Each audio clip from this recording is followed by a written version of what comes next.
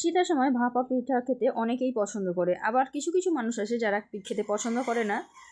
তো ভাপা পিঠা দিয়ে যে অনেক সুন্দর একটা রেসিপি তৈরি করা যায়, হেলদি একটা স্বাস্থ্যকর নাস্তা তৈরি করা যায়, সেটা কিন্তু অনেকেই জানে না। এই যে দেখতে পাচ্ছেন, এটা কিন্তু ভাপা পিঠা দিয়েই তৈরি করেছি। এই ভাপা পিঠা ভাজাটা খেতে কিন্তু দুর্দান্ত লাগে। আমি ভাপা পিঠা খেতে এমনিতেই পছন্দ করি না, কিন্তু যদি ভাপা পিঠা যদি এইভাবে ভাজা ভাজা করি তাহলে খেতে দুর্দান্ত লাগে। আর কালারটা দেখেই বুঝতে পারছেন যে এটা কতটা লোভনীয় হয়েছে, আর খেতে কিন্তু অনেক সুস্বাদু। তো এই রেসিপিটা আমি আপনাদের সঙ্গে আজকে শেয়ার করব। এই ভাপা পিঠা রেসিপিটা তৈরি করতে কি কি লাগবে সেটাই আপনাদের সঙ্গে তুলে ধরবো এখন। ভাপা পিঠা তৈরি করতে গেলে একটা ভাপা পিঠা নিতে হবে। এটা বাসি হলেও চলবে, আবার টাটকা হলেও চলবে। আর এই যে দেখতে পাচ্ছেন, মটরশুঁটি নিয়েছি, গাজর নিয়েছি, আর নিয়েছি একটা পেঁয়াজ, একটা ডিম, আর এখানে কাঁচা লঙ্কা, ধনেপাতাটা অবশ্যই অ্যাড করে নেবেন। আমার কাছে ছিল না তাই আমি নিতে পারিনি। তো এখন প্রসেসিংয়ে চলে যাব। ভাপা পিঠার রেসিপিটা তৈরি করার জন্য প্রথমেই নিয়েছি একটা কড়াইয়ের মধ্যে বেশ কিছুটা পরিমাণে সর্ষের তেল দিয়ে দিলাম। সর্ষের তেল দিয়ে এই রেসিপিটা বেশি সুস্বাদু হয়। আপনারা চাইলে এটা ঘি দিয়েও তৈরি করতে পারেন, আবার সাদা তেল দিয়েও তৈরি করতে পারেন। তো এই যে দেখতে পাচ্ছেন, তেলটা দিয়েই আমি এর মধ্যে দিয়ে দিলাম পেঁয়াজ কুচি, গাজর কুচি আর মটরশুঁটি। এখন আমি এগুলোকে কিছু সময় নিয়ে ভালোভাবে ভেজে নেব। যেহেতু মটরশুঁটিটা একটু ভাজতে সময় লাগে, তার জন্য আগেই মটরশুঁটি, পেঁয়াজ আর গাজর দিয়ে সুন্দর মতো লাল লাল করে ভেজে নেব। তো এই যে দেখতে পাচ্ছেন, আমি তেলের মধ্যে দিয়ে ভালোভাবে নাড়াচাড়া করে মিক্সড করে নিচ্ছি। মিক্সড করে নিয়ে একটু সময় নিয়ে ভালোভাবে সুন্দর করে ভেজে নেব। এই মটরশুঁটি, গাজর এগুলো সব ভাজা হতে থাক, আর এদিকে আমি ধুকিটা মানে ভাপা পিঠাটা একটু ভেঙে নেব। তো এটা যেহেতু গরম গরম আছে, ঠান্ডাটায় বেশি ভালো হয়, মানে একদম ভাঙতে ঝরঝরা হয়ে যায়। তো এটা হাত দিয়ে ঝরঝরা করে নিতে হবে। এই যে দেখতে পাচ্ছেন, হাত দিয়ে সুন্দর মতো ভেঙে নিচ্ছি।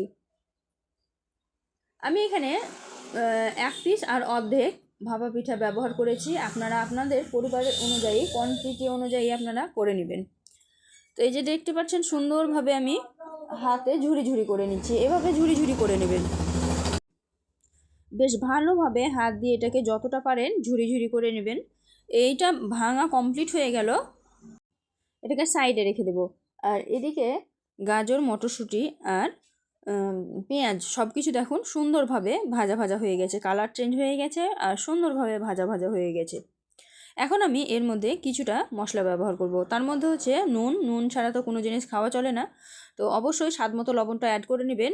আর এখানে কাঁচা লঙ্কা ছিল না, তাই আমি শুকনো লঙ্কার গুঁড়ো ব্যবহার করেছি। আপনারা কাঁচা লঙ্কা ব্যবহার করার চেষ্টা করুন, বেশি সুস্বাদু হয়। আর দিয়ে দিব স্বাদ মতো চিনি। চিনিটা দিলে স্বাদের ব্যালেন্স হয়। অবশ্যই চিনিটা অ্যাড করবেন। যারা মিষ্টি খেতে পছন্দ করেন না তারাও চিনিটা অ্যাড করবেন, তা না হলে খেতে অত সুস্বাদু হবে না। তো অল্প পরিমাণে চিনিটা অ্যাড করে দিলাম। এখন এর মধ্যে অ্যাড করে দেবো একটা ডিম। তো এই যে দিয়ে দিলাম একটা ডিম। 1.5 পিস ধুকি মানে ভাপা পিঠার জন্য একটা ডিমই যথেষ্ট। দিয়ে ভালোভাবে নাড়াচাড়া করে দিলাম, একদম ঝুরি ভাজা করে দিলাম। দেখুন এখন একটা ডিমের ভুজিয়া টাইপের তৈরি হয়ে গেছে। এই ভুজিয়ার মধ্যে এখন যে ভাপা পিঠাটা ঝুরি করে রেখেছি সেটা দিয়ে দেব। দিয়ে ভালোভাবে নাড়াচাড়া করে মিক্সড করে নেব। তো দেওয়ার সঙ্গে সঙ্গে ভালোভাবে নাড়াচাড়া করে মিক্সড করে নিচ্ছে। দেখুন সুন্দর মতো নাড়াচাড়া করে মিক্সড করে করে ভেজে নিতে হবে। আর এই যে দেখতে পাচ্ছেন, এক একটা মোটা মোটা একটু দলা পেকে আছে, তো সেইগুলোকে খুন্তির সাহায্যে ছোট ছোট টুকরো করে দিতে হবে। আর এখন আমি এর মধ্যে অ্যাড করব কিছুটা পরিমাণে জল, অল্প পরিমাণে হাতে করে জল নিয়ে এভাবে ছিটিয়ে ছিটিয়ে দিব। এতে করে ধুকি ভাজাটা হতে বেশ সুবিধা হবে। তো ভালোভাবে আমি একটু জলটা আশেপাশে ছিটিয়ে দিলাম। আর এই ভাজাটা কমপ্লিট হয়েছে কখন জানবেন? যখন কড়াইয়ের তলায় লেগে যাবে না, একদম কড়াইটা স্লিপ করবে, ওই অবস্থাতে এটা নামিয়ে নিতে হবে। এখন দেখুন তলায় কিন্তু লেগে যাচ্ছে, এই যে দেখতে পাচ্ছেন তলায় লেগে লেগে আছে, তার মানে কিন্তু ভাজাটা এখন কমপ্লিট হয়নি। একটু সময় নিয়ে ধৈর্য ধরে ভালোভাবে তলা থেকে ছাড়িয়ে নিতে হবে। মানে যখন কমপ্লিট হয়ে যাবে ভাজা, তখন কিন্তু নিজে থেকেই ছেড়ে যাবে। সব শেষে আমি সামান্য পরিমাণে ঘি অ্যাড করেছি, এতে সুন্দর একটা সেন্ট আসে, খেতে ভালো লাগে, তার জন্য ঘিটা অ্যাড করে ভালোভাবে মিক্সড করে নেব। বন্ধুরা, ভিডিওটা কোথা থেকে দেখছো একটু কমেন্টে জানাবে। আর আমার ভিডিওগুলো কেমন লাগে সেটাও কিন্তু কমেন্টে জানাতে ভুলবে না। আর ভিডিওটা যদি প্রথমবার দেখে থাকো অবশ্যই আমার চ্যানেলটিকে সাবস্ক্রাইব করে পাশে থাকা বেল আইকনটিকে প্রেস করে দিবে, তাহলে আমার চ্যানেলে নিত্য নতুন রেসিপিগুলো তোমাদের সামনে চলে আসবে। আর ভিডিও দেখে যারা লাইক করতে ভুলে যাও তারা অবশ্যই একটা লাইক করবে আর সুন্দর মতো একটা কমেন্ট করে যাবে। তোমাদের একটা কমেন্ট আমাদের মোটিভেট করে নিত্য নতুন রেসিপি তৈরি করার আগ্রহ অনেক বাড়িয়ে দেয়।